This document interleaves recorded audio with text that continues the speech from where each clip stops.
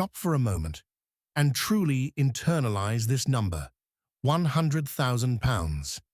I know exactly what you are thinking. You are thinking that sounds like a lottery jackpot, or maybe the deposit on a nice house, or a figure I have just pulled out of thin air to grab your attention. But it is not. Believe it or not, that huge sum is the genuine, calculated, lifelong financial value of a single, forgotten little piece of card that used to sit in the wallet of every humble British rail worker back in the 1970s. It wasn't cash in the bank, it was something far more valuable in a world where freedom now comes with a massive price tag.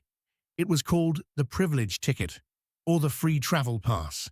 Its sudden disappearance and the deliberate erosion of the entire system it represented reveals the greatest lie we were ever sold about the British economy. Today, every time you turn on the news, some government minister in a nice suit tells us the same story. They say that train tickets are ruinously expensive simply because running the trains is expensive. They talk about inflation, they talk about maintenance, and they talk about energy costs. But I am here to tell you that is a complete lie. The harsh truth is this: the eye-watering price you pay every time you step onto a freezing platform doesn't just fund the journey. It pays for the systematic, engineered dismantling of a complete way of life. You are paying a tax on a stolen asset.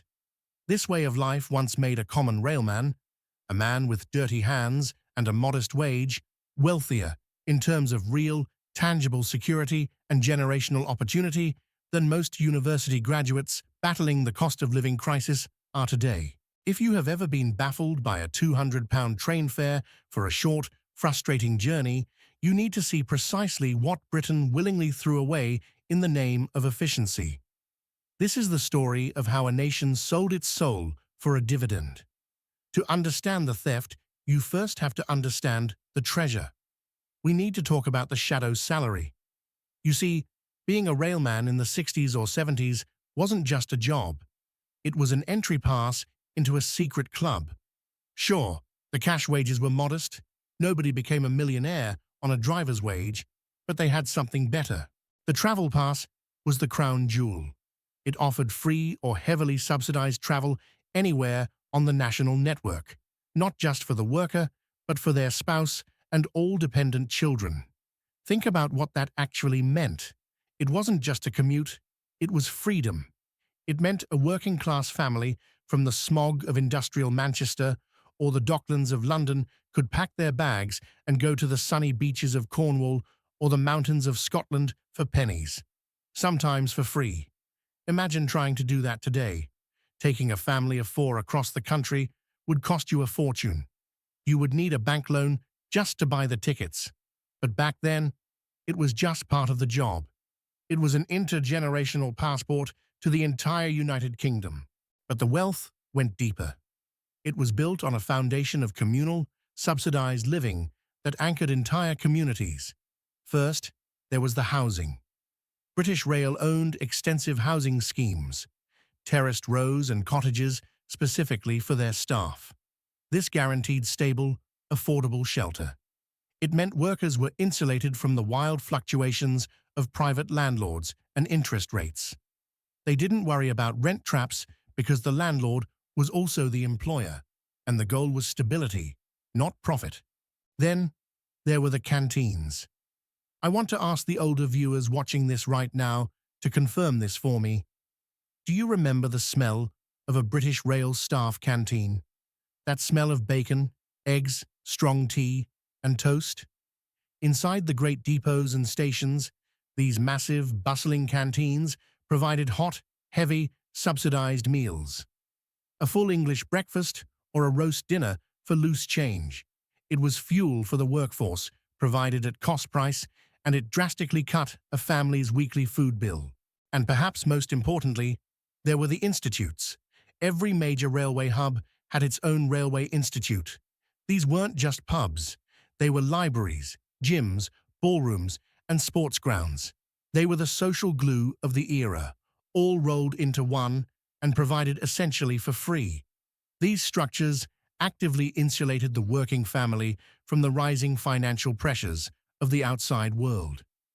Your grandfather's moderate weekly salary went further because he didn't pay for the things that bankrupt us today.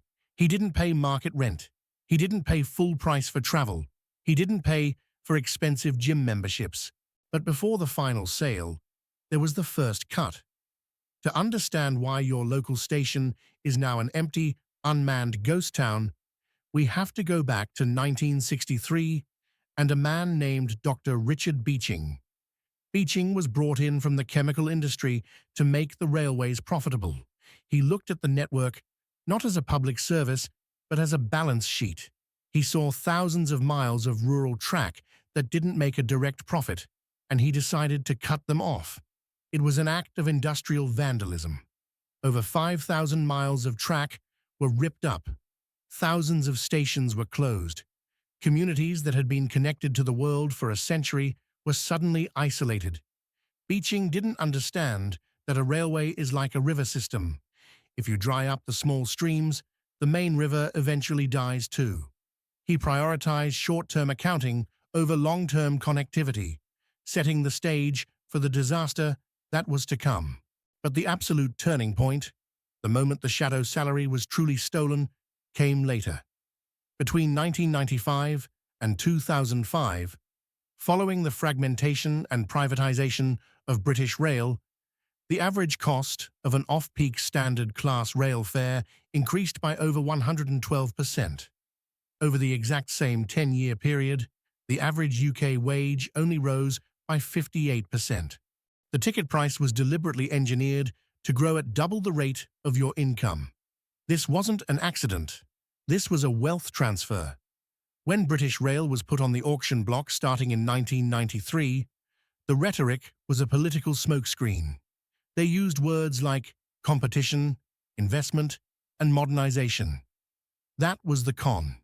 The economic reality was a forced, strategic fragmentation designed to maximize quarterly returns for private investors. They didn't just sell the cow, they cut it into pieces while it was still alive. The network was deliberately sliced into three critical, easily monetizable entities. Railtrack got the physical track, the train operating companies got the passengers, and the rolling stock companies got the trains. And this is where the real scandal lies, a hidden mechanism that acts as a silent vacuum cleaner for your money, and almost nobody talks about it. It is called the Rosco system. When the government sold off British Rail, they sold the actual physical trains to three private banks. They sold them cheap. This created a bizarre, parasitic reality where the train companies you buy a ticket from usually don't even own the train you are sitting on. They lease it, like renting a TV from a shady shop. Every single year, hundreds of millions of pounds from your ticket fares vanish instantly into the pockets of these leasing giants to pay for rent on trains that were often built and paid for by the taxpayer decades ago. It gets worse. Many of these transport companies are owned by foreign state railways. So, when you buy a ticket from Manchester to London, your profit isn't going back into the British track. It's often subsidizing the railways in France, Germany, or Holland. We are paying for their cheap trains with our expensive ones. It is the ultimate landlord scam, but on wheels. This obsession with profit over people didn't just drain our wallets, it degraded the human experience of travel itself. Do you remember when a train journey felt like an occasion? Under the old nationalized system, even a standard service often had a full dining car. You could sit down at a table with a white tablecloth, use stainless steel cutlery, and be served a hot meal cooked in a kitchen on board. You could smell the beef stock, the coffee, the toast. It wasn't luxury for the elite, it was a standard of service for the public. Today, that entire infrastructure of hospitality has been ripped out to squeeze in a few more seats, replaced by a solitary, overpriced trolley pushing stale coffee. We traded a service that treated us like valued guests for a system that treats us like self-loading cargo. But the final and most painful consequence of that financial choice was the annihilation of community and the planned obsolescence of skilled labor. Think about the physical and emotional heart of the network. The railway towns like Crewe, Swindon, Derby, and Doncaster. These were places that lived, breathed, and died with the railway. I am talking to you guys watching from those towns right now. If you are watching this, you know exactly what I am talking about. Your towns used to be the engine room of Britain. You didn't just fix trains, you built them. Young lads would walk into the works at 15 as apprentices and come out as master engineers. You had pride. You had the brass bands. You had a community that looked out for each other. But when profit became the only goal, the private companies asked why they should build in Britain with skilled labor when they can lease a plastic train from abroad for cheaper. And just like that, the workshops closed. The apprenticeships vanished. The housing was sold off. The soul of the town was ripped out. The closure of places like the Ashford Works wasn't just a loss of jobs. It was the erasure of 100 years of shared knowledge. The process was swift, cold, and brutal. Along with the workshops went the housing. The fire sale of railway housing was the final, vicious dismantling of the social safety net. It forced families overnight into a fragile private property market that they were never meant to rely on, instantly erasing generational stability. The railman lost his travel perk. His children lost their guaranteed housing. And his town lost its entire soul. The disappearance of the free travel pass, the personal loss, the surging unjust ticket costs, the financial cost, and the sudden total collapse of local railway-dependent economies, the social loss.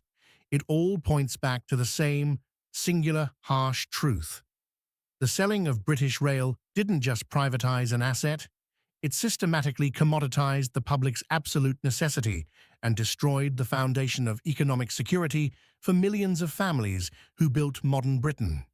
We took a system designed to serve the nation and replaced it with a system designed to build the nation. So, the next time you are standing on a cold platform, staring at a delay board, having paid £100 for a journey that used to be a right of way, just remember one thing. You aren't just paying for a train ticket. You are paying the price for the day we sold our community. And honestly, I don't think any amount of money can ever buy it back. This channel is dedicated to uncovering those harsh truths. If you want to understand why Britain feels broken today, make sure you are subscribed. And if this video made your blood boil, share it with someone who needs to see the real numbers. I've left a question pinned in the comments about the old versus new railway debate. I'll see you down there. Cheers.